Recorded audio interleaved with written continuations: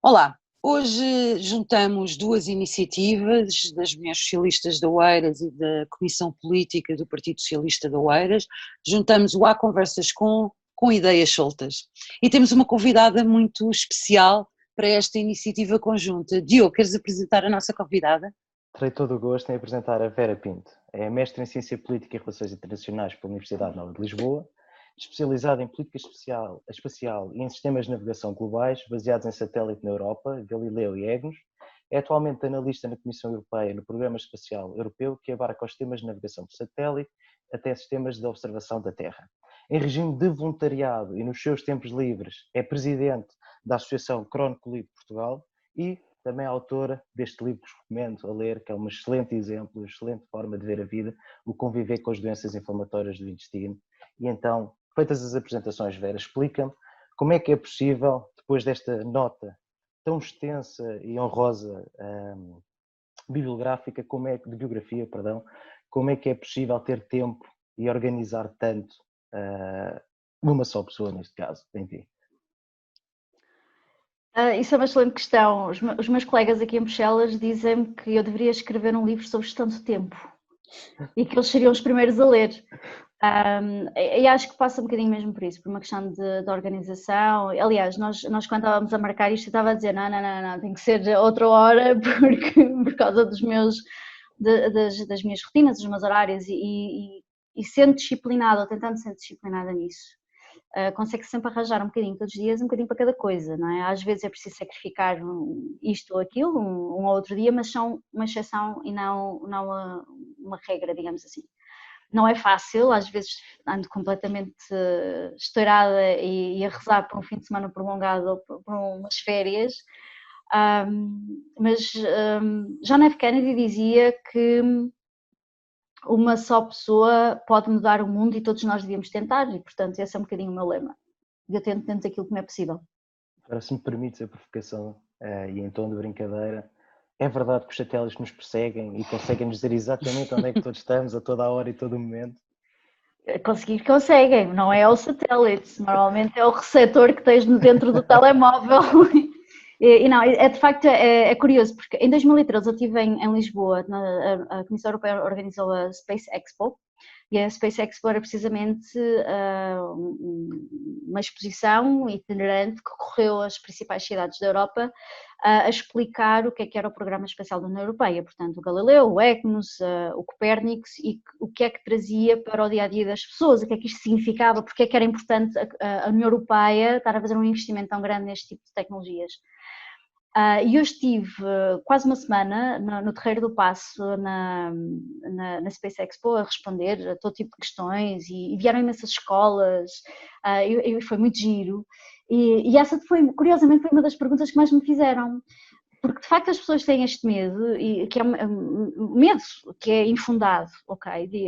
De que os satélites no espaço nos cheguem.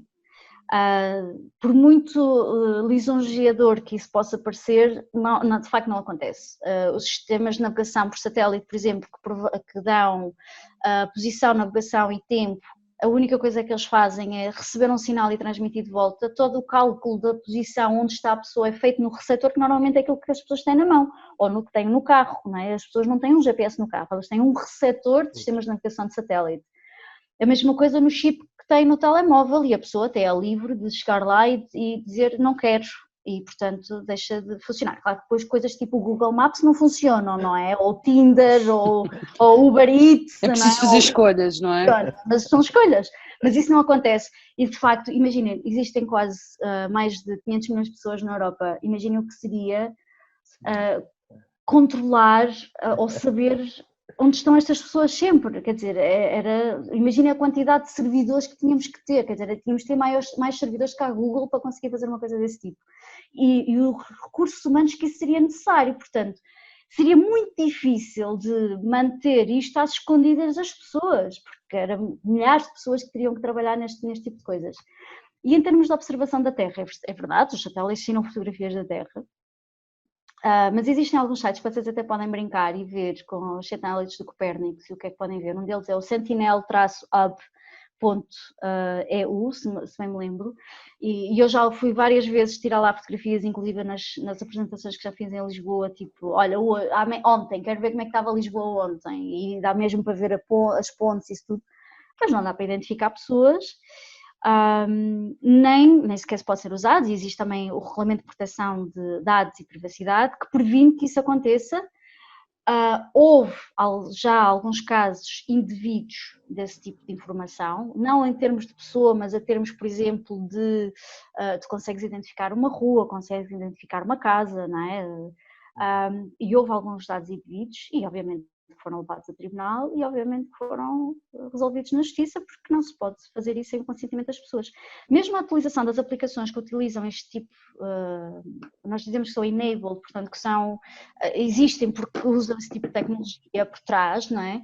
As pessoas têm que dar o consentimento explícito. Portanto, quando existem os termos e condições, que normalmente ninguém lê, está lá a dizer que a pessoa está a dar autorização para que seja utilizado, não é? Mesma coisa quando nós estamos a fazer algum registro e dizemos que queremos utilizar os dados de login do Facebook, nós estamos a dar permissão à partilha de dados. E é isto que as pessoas têm que ter noção. Não há dados seus partilhados a não ser que ela dê o seu consentimento. Por isso é importante lerem os termos e condições. Certo, portanto é de facto uma questão de escolha, não é?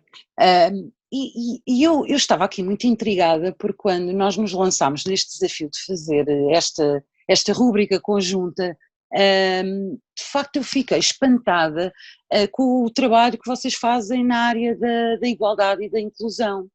Como é que é isto do espaço poder contribuir para estas questões? Nós lançamos uma série de competições anuais. Todos os anos temos uma série de prémios e de competições, hackathons, competições, temos o Galileu Masters, o Copérnico Masters. Portanto, nós temos uma série de competições que organizamos nós mesmos ou que financiamos para que alguém organize. Portanto, por exemplo, se alguém em Portugal quiser organizar uma Copérnicos Hackathon, pode fazê-lo, nós damos até 25.000 euros e eles podem organizar e definir os prémios e os desafios que querem. E em algumas destas competições, no passado, já surgiram algumas ideias, porque isto para nós é importante, nós não somos donos de toda a verdade, nem conhecemos tudo, e de facto existe muita massa criativa espalhada pela Europa, e aquilo que nós tentamos fazer é precisamente potenciar, espicaçar para que estas ideias começam a seguir, e a ideia é o que é possível fazer com os serviços e os dados espaciais. E a partir daqui, a partir deste mote, não é? Nós começamos a organizar estas competições e começamos de facto a aparecer uma série de ideias muito interessantes de aplicações possíveis que utilizam este tipo de dados e de serviços que podem ajudar, por exemplo, um cego a guiar-se autonomamente na rua, pode ajudar um cego a fazer desporto no exterior, sozinho.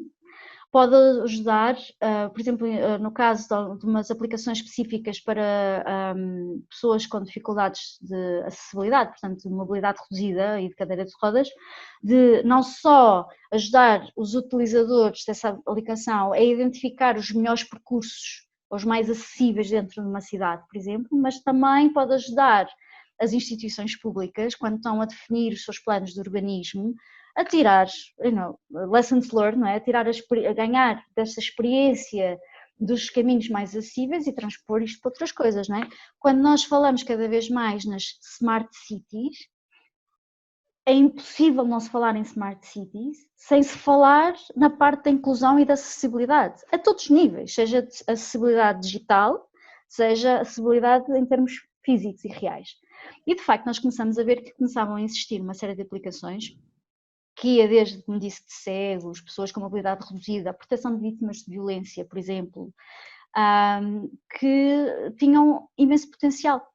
Algumas chegaram ao mercado, isto não a funcionar, outras, por uma série de razões, não vingaram, digamos assim, não é? Porque isto depois existe também, tem que haver um modelo de negócio e tem que ser rentável, mas isso obviamente nós damos o apoio, damos o know-how, temos sistemas de mentoria que ajudam a desenvolver o negócio, mas obviamente nós ajudamos, a última palavra não é nossa, não é? Sempre os empreendedores têm controle de tudo, todo o processo. E outras infelizmente não viram a luz do dia. Mas que não deixa de ser interessante porque nós começamos a perceber que de facto havia aqui uma área que nós ainda não tínhamos explorado muito. Nós já tínhamos falado muito empreendedorismo na área de espaço, já tínhamos falado muito do espaço para responder a desafios da sociedade. Coisas tipo alterações climáticas, como reduzir a utilização de pesticidas, por exemplo, como melhorar a eficiência na agricultura, ou como melhorar a eficiência no nível de transportes, ou como assegurar sistemas críticos, infraestruturas críticas, tipo o sistema financeiro, o sistema energético, que depende de serviços espaciais neste momento, e que a maior parte das pessoas não sabe. E que ainda não tínhamos explorado, no fundo, este nicho. E então, isto é uma coisa muito recente, nós começamos a trabalhar nisto no início deste ano. Começamos a contactar uma série de colegas dentro da Comissão Europeia, de outras áreas políticas, na área social, por exemplo, e tentar perceber qual é a lacuna que existe e como é que nós os conseguimos ajudar. E de facto começamos a perceber que existe imenso potencial, imensa coisa por onde ir. Mesmo nós, nas formas como nós nos organizamos, também temos que alterar algumas coisas e estamos a trabalhar para isso. E depois existe ainda a outra questão, que o setor espacial em si é um setor muito desigual. Certo, A nível mundial, apenas 20% é de mulheres. E só nem estamos a falar de mais nada, só estamos a falar não é, de masculino versus feminino, não estamos a falar de mais nada, não é? Mulher e homem, não estamos a falar de mais nada, não é? Portanto, se começarmos a depois a entrar nas subcamadas, começamos a perceber que, de facto, o setor espacial em si não é um setor muito diversificado e, portanto, também existe aí alguma coisa a fazer. E há imensos projetos que já foram tidos, mesmo em termos da ONU, na Agência Espacial Europeia. Nós estamos a tentar perceber o que é que falta e como é que nós conseguimos fazê-lo.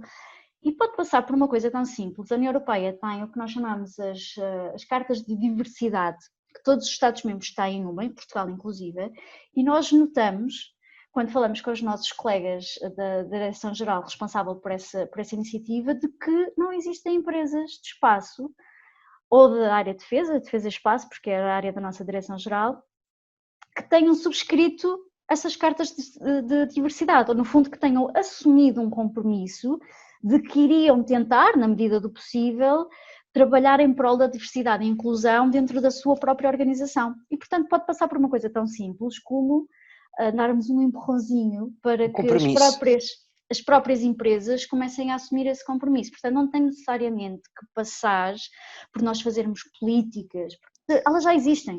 A União Europeia, no dia 4 de março, sim, adotou a nova estratégia de género a nível europeu. Temos medidas para a igualdade de pagamentos.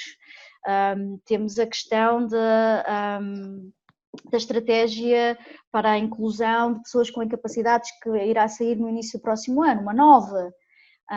Portanto, já existem uma série de medidas mais gerais, mas que são também aplicadas a este setor, mas que de certa forma não têm estado a ter grandes resultados e, portanto, aí passa um bocadinho que nós também darmos um bocadinho um empurrão.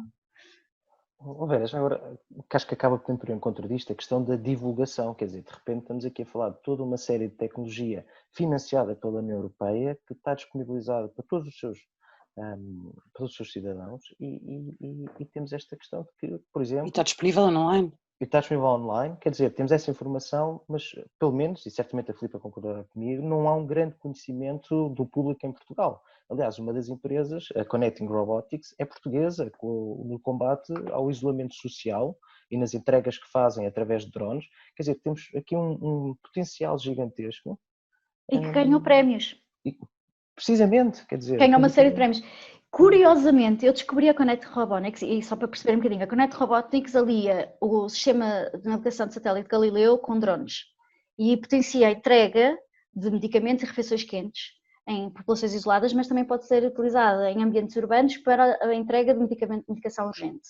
Não é? Portanto, não ficam presos no trânsito ali na segunda circular ou no IC19. E agora, na altura, nesta fase que estamos a passar do coronavírus, que é, por exemplo, uma das preocupações, é precisamente isto, a entrega dos medicamentos. Existem pessoas de grupo de risco que têm que, por exemplo, ir às farmácias hospitalares para levantar a medicação. Portanto, ou as pessoas que estão em quarentena, que não podem sair de casa, mas precisam da medicação. Se elas viverem sozinhas, quem é que vai à farmácia a enviar a receita, não é? Portanto, isto são soluções que podem parecer muito abstratas, mas que respondem a necessidades reais. E curiosamente eu soube da Connect Robotics, não pelas notícias em Portugal, mas por uma empresa alemã que trabalha na área de divulgação, na área de espaço, e que divulgou, tipo, eles fazem umas séries, tipo 10 empresas, 10 startups que trabalham com o Galileu, e uma delas foi a Connect Robotics, portanto eu vi isto no Twitter. E desde então, como boa portuguesa que sou, faço questão de utilizar este exemplo, porque acho que é um exemplo brilhante e que mostra o potencial que pode existir. E que tenho pena que infelizmente não se fale tanto disto. E eu acho que um dos problemas, existem vários, ok? Existem várias questões que têm de ser resolvidas. Uma questão é, e a Comissão Europeia que me perdoa isto que eu vou dizer, mas internamente eu já disse várias vezes, nós não comunicamos bem.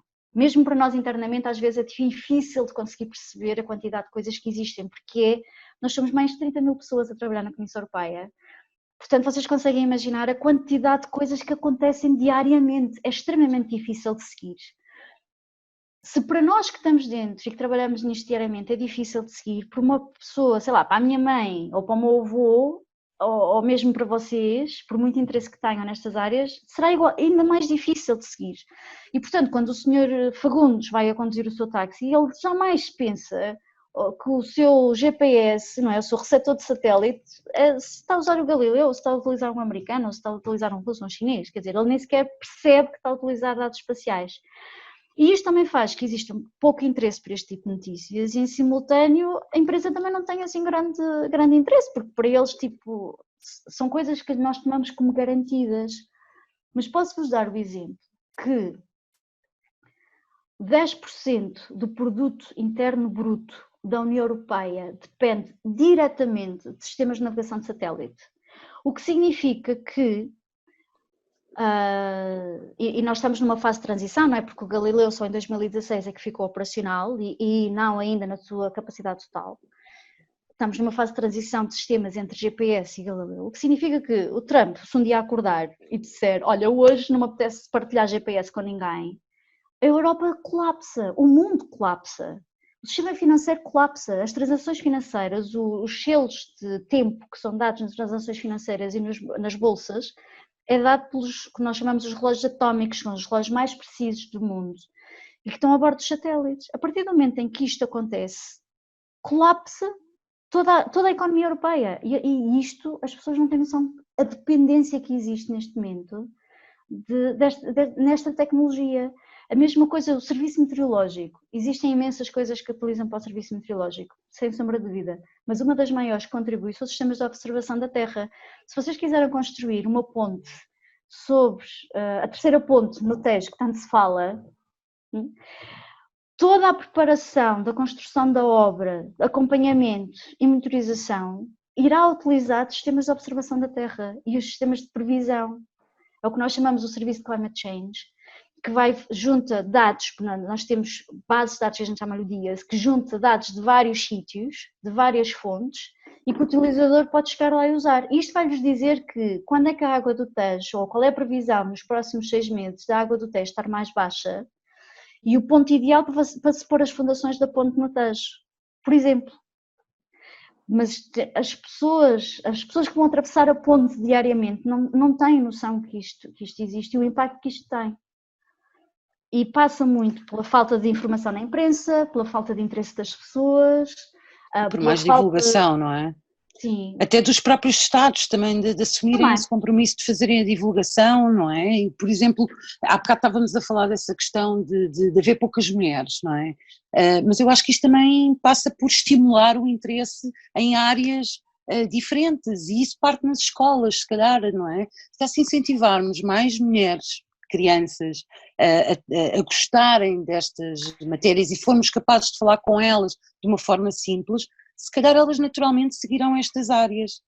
Eu no ano passado tive uma experiência que não repeti este ano por causa do coronavírus, mas espero repetir no futuro, que é um programa que nós temos na Comissão Europeia que se chama Back to School, que supostamente nós voltamos à escola em que andamos. Eu andei uma semana em escolas e não andei em nenhuma daquelas escolas, mas fui a escolas falar sobre a questão do Programa Espacial da União Europeia e da União Europeia e como é que as pessoas podem influenciar as decisões a nível europeu. Como é que é o processo de decisão e como é que vocês, qualquer pessoa pode influenciar. E então eu falei em escolas dos 5 anos até alunos de mestrado. E lembro-me de que as idades mais jovens, vai dos 5 até aos 7, porque eu falei de escola primária, da primeira à quarta classe, depois estive nos adolescentes, depois estive em escolas de necessidades especiais, estive em universidades, e foi giro ver a reação, porque quando aos 5 anos, 6 anos, se pergunta quem é que quer ser um astronauta, toda a gente, sem exceção, levanta o braço. E querem ser astronautas com 5, 6 anos, meninas, meninos, toda a gente quer ser astronauta. Portanto, alguma coisa se perde aqui, não é? Pelo caminho. Mas depois, tipo, aos 9 anos e nos adolescentes, eu lembro-me que numa das escolas, os miúdos da quarta classe pediram se eu lhes assinava o livro, como se eu fosse muito famosa, porque eu levei um livro, nós tínhamos algum material para crianças de espaço, e então construímos um satélite e utilizámos o caderno de atividades. E então eles no fim, posso assinar. E então eu perguntei a cada um, o que é que tu queres ser quando fores grande? E aí começaram a aparecer as influencers. Quero ser influencer. Okay. Na adolescência é tipo, o que é que eu tenho a ver com isto? Ok? Havia adolescentes obviamente interessados.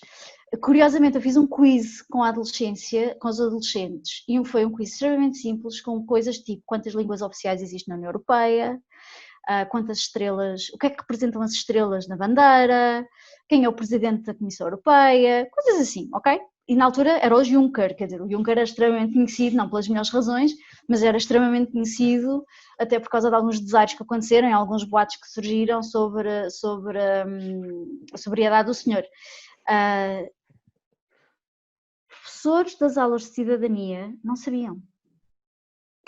Porque alguns resolveram fazer o quiz e posso-vos dizer que eu só pensei, oh meu Deus, ok? Porque estamos a falar de professores de cidadania, portanto, muitas vezes a informação também não chega aos alunos porque os próprios professores, por uma série de razões que eu não sou ninguém para julgar, mas também não estão verdadeiramente preparados. Estão preparados, se calhar, para explicar o Sistema Nacional Português, mas esquecem-se da vertente da Europa, que Portugal também tem a dizer, quem toma as decisões, quem teve cá a negociar o orçamento para os próximos 7 anos foi o António Costa, foi o Primeiro-Ministro, quem toma as decisões no Conselho Europeu são os governos que são eleitos, quem toma as decisões no Parlamento são os deputados que são eleitos pelos cidadãos dos Estados-membros. A Comissão Europeia é um órgão executivo, nós só podemos apresentar propostas e temos que fazer aquilo que o Conselho e o Parlamento nos mandam.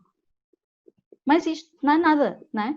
E mesmo dentro da Comissão Europeia nós temos os grupos de trabalho que são representantes dos Estados-membros a nível mais técnico que vêm dar a sua opinião sobre aquilo que são as nossas propostas ou não. E as pessoas desconhecem isto. E obviamente depois é muito mais fácil, muito mais populista dizer que a culpa é de Bruxelas, não é? Aquela coisa ali abstrata, está ali que ninguém sabe, ninguém vê, não é?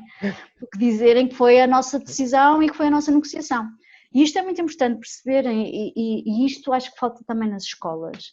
E depois se aliarmos isto ao cansaço também, às faltas de condições que às vezes as escolas têm, isso não ajuda a que se motive para as disciplinas mais na área de ciência, de matemática, e de certa forma criar atividades, por vezes que têm que ser extracurriculares, porque não dá para fazer no tempo das aulas, que sejam interessantes e atrativas.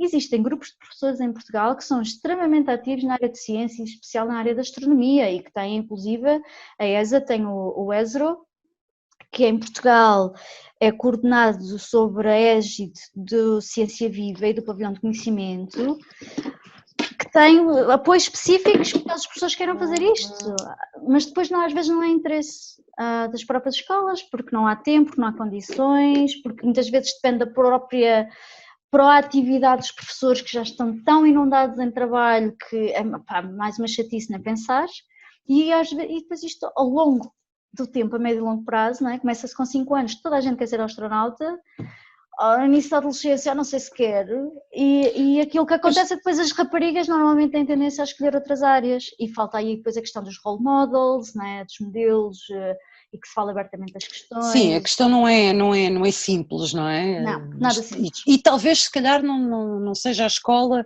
a única a ter que fazer esta divulgação científica no fundo, não é? Sem dúvida. Se calhar há outros intervenientes na sociedade que também podem contribuir para construir, não é, uma relação mais próxima e até mais fácil de entender dos jovens, que são aqueles que se calhar depois se distanciam mais destas questões, não é? Porque quando somos pequeninos de facto parece fantástico poder ser astronauta. Mas eu confesso que até eu, quando começámos a planear esta conversa, também fiquei muito entusiasmada, porque eu acho que isto é uma área que fica lá sempre, não é? Eu não conheci nenhum adulto que não ficasse fascinado com alguns aspectos da exploração espacial. E eu fiz muitas atividades de comunicação de ciência na área de espaço antes de vir para Bruxelas, voluntariamente, durante muitos anos, e organizei imensos eventos de astronomia amadora, e era giríssimo quando o olhar maravilhado de um adulto a ver Andrómeda por um telescópio, ou mesmo os anéis dos planetas, era absolutamente brutal. E por isso, aqui a questão é como te diz, é uma questão muito complexa, não é só dos professores, eu não quero estar aqui a dizer que a culpa é dos professores, não, de todo, porque acho que claro que não é isso que estamos a dizer, claro. Depende de tudo, da sociedade toda em si, percebes? É um bocado de explicar de uma forma acessível como é que o espaço é utilizado e que impacto é que tem, de haver mais esse tipo de divulgação, se calhar mais financiamento da nossa parte para projetos que trabalham neste aspecto, se calhar um bocadinho mais de notícias que se perceba o que se quer dizer sem utilizar termos muito técnicos e jargão que nós utilizamos no nosso dia-a-dia, mas nós trabalhamos nisto, não é? Quer dizer, se eu for dizer a uma pessoa, olha, o receptor de GPS que tens no telemóvel, a pessoa vai ficar a olhar para mim, não é? Mas se eu dizer, olha, o GPS que tens no carro, que tu chamas GPS, mas isso na verdade não é um GPS, GPS é um sistema, não é? Isso que tens chama-se um receptor. Se nós explicarmos a este nível, as pessoas percebem e acabam por ganhar também um bocadinho mais de curiosidade. As fraldas, por exemplo, foram criadas para as missões Apolo, para o homem ir à Lua. Essa eu não sabia. Ferramentas sem fio. Até a tecnologia que é utilizada nos cartões multibanco vem das missões Apolo, que teve um spin-off para a sociedade absolutamente brutal e as pessoas não têm noção. Os sensores de estacionamento dos carros, que é espetacular, aquele bip-bip quando a gente está a estacionar. Isso é tecnologia espacial, isso foi um spin-off dos sistemas de acoplagem à Estação Espacial Internacional. Aliás, se me permites, muitas vezes há aquela ideia que se desperdiça dinheiro no desenvolvimento, mas se formos a ver, esse dinheiro não é desperdiçado, porque cria tecnologia, como podemos ver até agora, que promove a melhor qualidade de vida para toda a população. Quer dizer, falámos de vários sistemas até agora, desde aplicações até os sensores do carro, que em tudo melhoraram de melhor maneira ou de uma maneira mais simples, mas melhoraram as nossas condições de vida. Sim, estás a falar de coisas tipo poupança de combustível, redução da utilização de pesticidas, maximização das colheitas na agricultura, mesmo em sistemas de segurança e de emergência, existem hoje graças à tecnologia espacial e as pessoas não têm noção. Um estudo recente da Agência Espacial Europeia dizia que por cada euro investido no espaço tens o retorno de quase 10 euros. É muito dinheiro. E nós estamos a falar aquilo que nós chamamos porque normalmente as pessoas associam espaço à construção de satélites e de foguetões. Mas o espaço não é só isso é o que nós chamamos o upstream, que é o que lança e o que põe as coisas a funcionar, ok? Depois temos o que nós chamamos o midstream, que é o que potencia a utilização, que são coisas tipo os receptores, as antenas e não sei o quê. E depois tens o que nós chamamos o downstream, que é o mercado das aplicações. E o mercado das aplicações é onde está a grande fatia, é onde está o dinheiro, é onde é que vale a pena investir. E é aqui que, pessoalmente, e esta é a minha opinião pessoal, pelos números que vou vendo, Portugal não tem estado a investir e deveria investir mais. Porque é uma área em que normalmente assenta muito na parte de software, não de hardware, e é algo que Portugal, as empresas portuguesas têm bastante experiência e têm cartas a dar. E, portanto, aí poderá haver um imenso potencial em termos de mercado. Vera, há bocado estávamos a falar falámos da questão da climate change, e eu aproveitava aqui como mote final, se bem que eu fico muito entusiasmada para nós explorarmos noutras ocasiões aqui algumas das questões que falámos e que falámos de uma forma superficial, porque de facto não temos tempo, mas gostava de fazer uma pergunta. Como é que, porque nós hoje em dia temos a Agenda 2030, não é? E temos todos aqui uma perspectiva de conseguir cumprir aquilo que são os objetivos. E eu apanhei uma conversa que vocês promoveram na União Europeia sobre como é que esta pandemia da Covid está, no fundo, a atrasar aqui o cumprimento dos Objetivos de Desenvolvimento Sustentável. Se calhar falávamos só um bocadinho e a contribuição que o espaço também dá para esta agenda. Existe um relatório que saiu há cerca de três semanas, um relatório europeu da monitorização da implementação dos Objetivos de Desenvolvimento Sustentável na Europa, em que os dados utilizados são dados até final de 2019. Okay? Portanto, o relatório não inclui dados referentes a 2020 ainda, portanto haverá uma nova versão que irá incluir, e nesse relatório consegue-se já perceber um bocadinho o estado de como é que nós estamos na União Europeia sobre esta questão da implementação, e consegue-se ver que alguns dos indicadores, a igualdade de género, por exemplo, foi dos com pior performance, melhor desempenho, em termos de chegarmos ao objetivo. O objetivo 10, que é a redução das desigualdades, a questão também da pobreza, ou seja, nós conseguimos perceber que em alguns indicadores nós até estamos muito bem, até melhor, mas por exemplo coisas como a climate change, gender equality, reducing inequalities, não está a correr muito bem. E isto era antes da pandemia. Agora com a pandemia, e existem relatórios da ONU que explicam muito bem o impacto que a pandemia tem, todos os objetivos, absolutamente todos, sofrem negativamente com a questão da pandemia e na implementação das medidas para chegarmos a isto, chegarmos ao objetivo de 2030. E 2030 já ali. E eu costumo dizer, e era uma coisa que estávamos a falar um bocadinho, que é, nós falamos muito, queremos voltar ao normal. Eu se calhar, eu não quero. Eu quero um novo normal, eu quero um normal que seja melhorado, não é? Porque nós tínhamos um normal que já de si não era muito bom. Agora temos uma situação de crise, e as crises são oportunidades para nos reinventarmos. Temos agora uma crise que só evidenciou as fragilidades que já existiam. E porquê? Nós quando fizemos, eu costumo dizer que é muito fácil, a casa roubada trancas na porta, não é?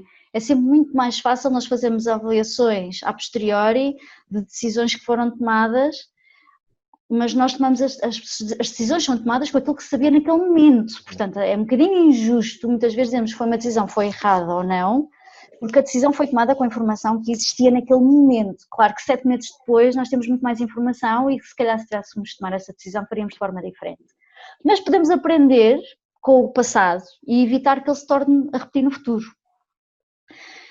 E esta pandemia foi algo completamente inesperado, ninguém estava à espera, ninguém tinha noção do impacto, ainda hoje não se conhece muito bem a questão do vírus, nem sequer sabemos se vai ser possível uma vacina ou não, portanto existem aqui uma série de questões e que foi simplesmente necessário que a União Europeia e os Estados-membros reagissem rapidamente para evitar o pior. E este pior era o colapso dos sistemas de saúde, ponto, não é? Se os sistemas de saúde colapsassem, então aí nem pó nem bola, não havia nada para ninguém. E pronto, tendo isto quanto assente,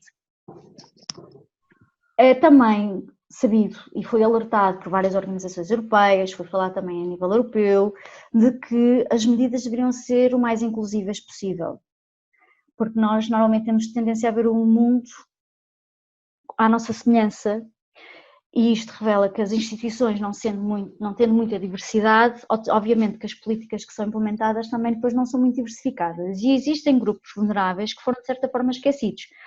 Se nós olharmos, por exemplo, para os indicadores de violência doméstica, nós vemos que existiu um acréscimo durante este período e que infelizmente aquelas instituições a quem as mulheres poderiam recorrer por causa da pandemia não o podiam fazer.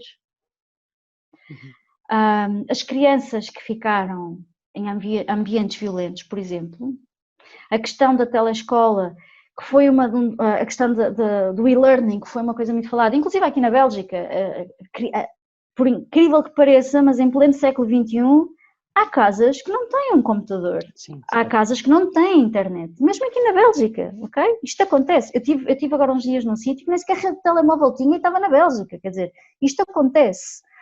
Mas nós nem sequer pensamos nisto. E só percebemos isto quando chegou a hora da verdade e de repente havia crianças que não conseguiam continuar a ter acesso à educação. E depois temos aquelas que conseguiam ter acesso à educação, mas que não havia medidas, por exemplo, que garantissem a segurança dessas crianças de ataques de predadores online, de assédio online, todas essas coisas. Depois temos a questão dos idosos, ficaram isolados. Muitos deles perderam os apoios sociais porque não era possível ir lá, não é? Nós sabemos que existem idosos que precisam das refeições diárias ou que precisam de cuidados de saúde diários e isto foi de certa forma esquecido. E depois as pessoas com incapacidades físicas, visíveis e invisíveis, que acontecem, os acessos à medicação, doentes crónicos tinham que levantar a medicação ao hospital, mas não podiam ir ao hospital, não tinham que estar em casa porque eram grupos de risco, portanto, toda esta situação. E como alguns dos exemplos que nós falamos, de facto, algumas aplicações que já existem e que utilizam sistemas de dados espaciais podem dar resposta, não é? Quando nós estamos a falar da implementação dos Objetivos de Desenvolvimento Sustentável, dentro de cada um existe uma série de objetivos e isto eu estou a citar as Nações Unidas e a Simonetta Di Pipo, que é a diretora do Gabinete para os Assuntos de Espaço Exterior das Nações Unidas, e eles fizeram um estudo em conjunto com a nossa agência europeia, a GSA, não a agência europeia, a ESA, mas a agência da União Europeia, em que a conclusão foi bastante simples. Eles tiveram a ir objetivo a objetivo e a ver como Galileu, sistema de navegação, e Copérnicos, observação da Terra, de que forma é que contribuíam para cada um dos objetivos.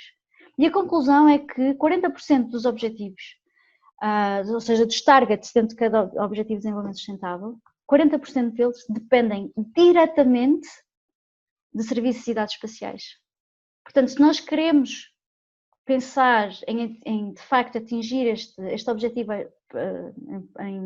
até 2030, temos obviamente que pensar em cada vez mais utilizar espaço, os serviços de dados espaciais, os serviços, os dados, tudo que a União Europeia disponibiliza a nível global gratuitamente. Portanto, eu acho que essa foi uma grande constatação que nós todos fizemos, não é? Nós já temos as ferramentas, e isto sentiu-se, por exemplo, até ao nível do teletrabalho, não é? As ferramentas existem, nós é que nunca fomos preparados para efetivamente trabalhar com elas e utilizá-las, não é? Pelo menos a generalidade das pessoas, mas elas existem, e portanto quando falamos aqui eu estou espantada, 40% do cumprimento das metas e do cumprimento delas estarem dependentes dos satélites. De facto era uma noção que eu não tinha, mas acho que é muito importante de facto nós estarmos a ter esta conversa e percebermos que alguma coisa tem que mudar. Aquilo que falavas, não é? Nós não queremos um mundo igual àquele que existia anteriormente, nós queremos um mundo que possa já agora aproveitar e avançar e adaptar-se àquilo que são as exigências de um novo tempo, que há muitos, nós sabemos que são necessárias. Nós precisamos efetivamente mudar uma série de coisas e eu estou de facto, só posso dizer que estou muito impressionada com todas estas informações e que eu calculo que sejam uma pequenina parte de todo o vosso trabalho e acho que foi uma conversa interessantíssima, Vera, interessantíssima. Eu da parte das mulheres socialistas só posso agradecer a disponibilidade, esta conversa tranquila, mas muito preenchida aqui de novidades, se calhar para muitas das pessoas que nos vão ver, e portanto muito obrigada, Vera, e espero Obrigada que a eu gente pelo tenha a convite. oportunidade de falar mais vezes. Sempre, eu adoro falar sobre espaço. Minha paixão tornou-se o meu trabalho, mas de facto eu acho que só falando sobre estes tipos de assuntos as pessoas começam também a perceber um bocadinho melhor como é que isto funciona e no seu dia a dia, como é que as coisas funcionam e de que forma elas usam o espaço diariamente sem se aperceberem. Portanto, na realidade, nós somos todos astronautas. Se vocês pensarem que a Terra é uma nave, eu gosto dessa nós ideia. somos todos astronautas. E estamos a utilizar todos aquilo que usamos do espaço, mesmo que não nos apercebamos. E, portanto, eu só tenho a agradecer o convite. Se quiserem repetir, sabem onde me encontrar. Aliás, se me permite aqui esta pequena brincadeira de palavras, eu acho que aqui com pequenas ideias soltas, estivemos aqui à conversa com a Vera Pinto, foi um prazer enorme. Queria-te agradecer, já segui em parte do teu trabalho e é fenomenal. E hoje é ótimo, sabemos todos os dias podemos aprender qualquer coisa e perceber que a União Europeia somos nós, somos todos os cidadãos que estamos presentes e contribuímos de alguma maneira, e é bom poder ver que esse contributo, às vezes falamos só da parte financeira e dos custos e da dívida, mas também há este trabalho que é desenvolvido todos os dias por profissionais como tu, que desenvolvem, que fazem um grande trabalho por todos nós, e nesse aspecto aqui dentro do pouco que posso fazer é agradecer a nível pessoal e do Partido Socialista de Oeiras em ter aceito o convite e estar aqui connosco este bocadinho. Agradecer também, na pessoa da Filipe, às mulheres socialistas na ajuda aqui da organização e certamente acho que temos mais do que tema para continuar um dia mais tarde. Muito obrigado pela vossa participação e desejo-vos um resto de uma boa semana e até à próxima. Muito obrigado. Obrigada. Obrigada.